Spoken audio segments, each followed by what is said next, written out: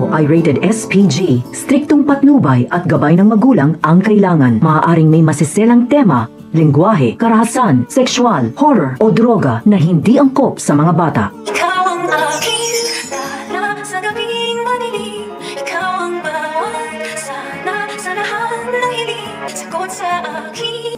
Magkakaroon na naman ang harapan itong si Moira at itong si Lynette. At dito naman na inaasar ni Lynette itong si Moira na hayaan na lamang daw na mag-enjoy itong si Moira at magbakasyon.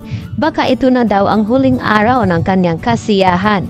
At dito naman naasar itong si Moira sa mga sinasabi dito ni Lynette. Samantala, gusto nga dalawin ni Moira itong si Don Pepe upang makita niya ang sitwasyon kung ano na nga ang kalagayan nito. Kaya agad na pumasok itong si Moira dito nga sa kwarta ni Don Pepe. At ang sumunod naman ay ang kanya anak na si Zoe. At dito naman na sinasabi ni Moira at ibinubulong dito kay Don Pepe na namimiss niya daw itong matanda. At mamaya-maya ay nagbukas ang pinto at dito naman dumating itong si Zoe. Laking gulat ang mag-ina nang bigla nga nagkamalay at nagising na itong si Don Pepe. At pagtanto na may tao nga sa loob ng kwarto at dito nagtanong itong si Don Pepe na kung sino ang mga ito dahil hindi niya nga ito natatandaan. At dito naman nagulat itong si Zoe na hindi siya kinakilala ng kanyang lolo Pepe at ganoon din ng kanyang ina. Isa lamang ibig sabihin nito na may amnesia nga ngayon itong si Don Pepe. Samantala, tuwang-tuwa naman itong si Lynette na makakasama niya ang kanyang anak papuntang Japan.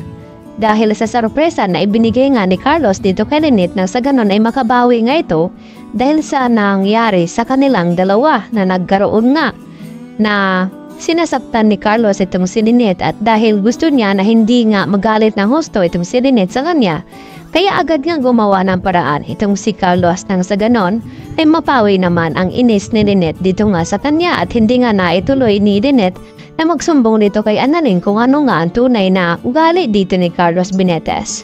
Dahil inunahan na nga ni Carlos itong si Lynette na magsabi dito kay Annalyn na kung ano ba talaga ang nangyari kung bakit natalsikan ng bubog itong braso ni Lynette.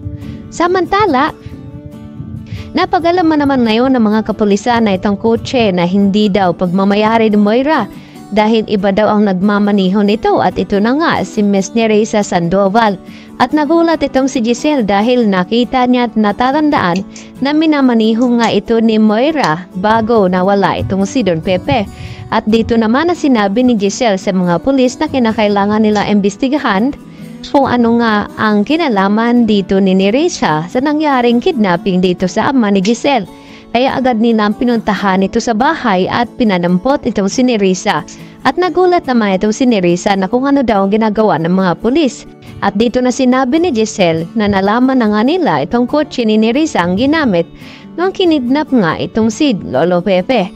At dahil dito, nagpupumilit itong si Nerissa na wala daw siyang kinalaman sa nangyaring kidnapping at hindi daw siyang nagmamaniho ng kotse na yon sa araw ng kinidnap itong si Don Pepe.